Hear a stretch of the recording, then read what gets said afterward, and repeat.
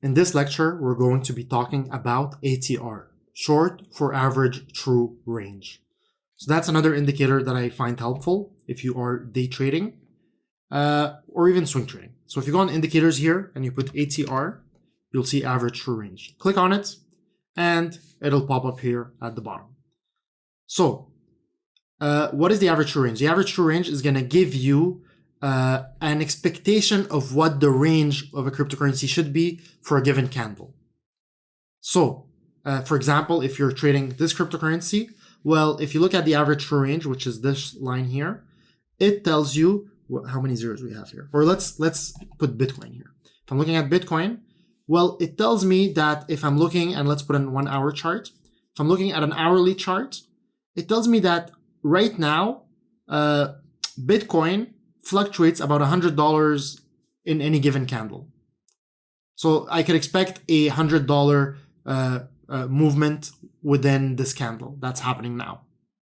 And you'll see this is going to change when Bitcoin is more volatile. You'll see that the average range of a candle was about 180, right? And so before it was $80. So it can change based on the volatility. Sometimes it goes higher, sometimes lower. So how is it calculated? The ATR is basically going to take a look at the last 14 candles. Okay, that's the default and that's what everybody uses. So I suggest leaving it as that. It looks at these candles and it looks at the range of each candle. So the high, the low, all of that stuff. And it does the average of those candles. And it's telling you that, this is the average of the last 14 candles. So if I'm looking at 1 hour, we're looking at the last 14 hours, looking at the range and saying, well, based on the last 14 hours, you can expect a $100 movement in this 1 hour candle, right? So obviously, if you put bigger candles on, the average true range is going to get bigger, often, not all the time.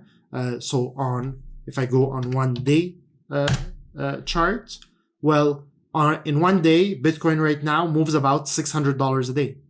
And you see, when it was more volatile earlier, it was about $1,000 a day. So ridiculous, But then before, when we really dropped in price and we had like this, we stayed at around $4,000 range. Well, the daily volatility was about, at one point, $100. Not a lot. Now it really went up.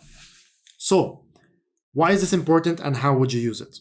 Well, it's important because if you are day trading or actively trading something, you want to know how much it moves. If I'm trading Bitcoin on a 1 hour chart, I want to know what I can expect in an hour.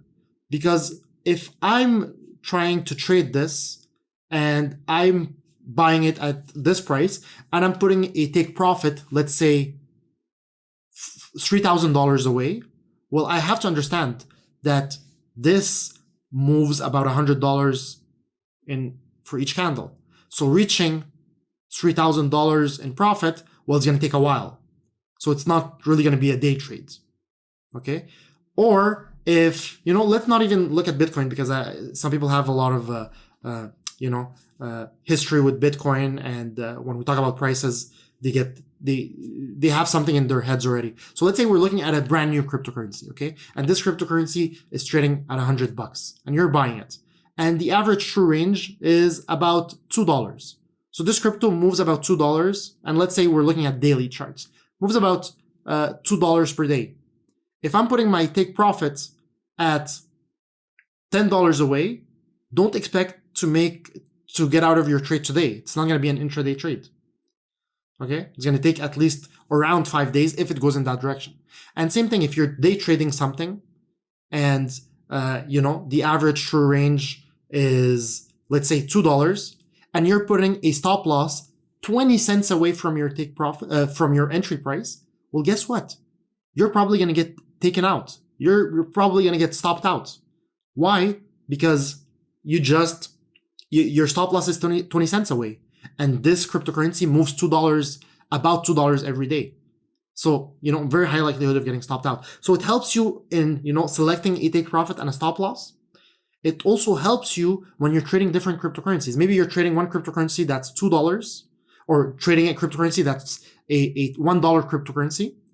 So yes, for that cryptocurrency, you could, be placing stop losses 20 cents away. But then when you're trading another cryptocurrency that's trading at $100, you don't want to put a stop loss 20 cents away because you're going to get triggered like that.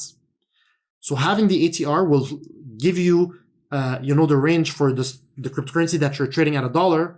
It might have an ATR of, 5 cents. And the cryptocurrency that you're trading at $100 might have an ATR at, $5. So then it'll make sense for you in, placing similar distanced take profits and stop losses for different priced cryptocurrencies. And even for similarly priced cryptocurrencies, some cryptocurrencies are more volatile than the others.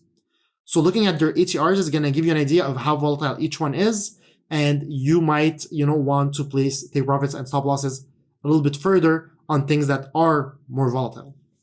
And this is why, if you go to a trading firm and, some of the firms that I've worked at, when somebody was trading something and he would get into a position, most often you would hear somebody else ask him, what's the ATR on that? No, the ATR is too small, I'm not trading this. Or, no, the ATR is too large, I don't trade this. So some people have preferences. They trade cheaper things where they make smaller profits. Some people trade things that move way often. So it's a very simple thing that, people will have on their screen. They'll look at it and it'll help them in their entry and takeouts. And, it's very popular within the prop trading industry. People always have it on their charts. So I suggest putting it on, and you'll see when we're trading other things in our strategies, let's say some things that are cheaper. Like, for example, we've looked at GTO earlier in this course, and look at the ATR of GTO. It moves about 2 Satoshis an hour. So that's very small. So for a market making strategy, this might work, right? Because you want things that don't move a lot. So we'll discuss this and you'll see it, how we use it within the strategies. But yeah, this is ATR. Try it out for a few of the coins that you're trading, and I'll see you guys in the next lecture.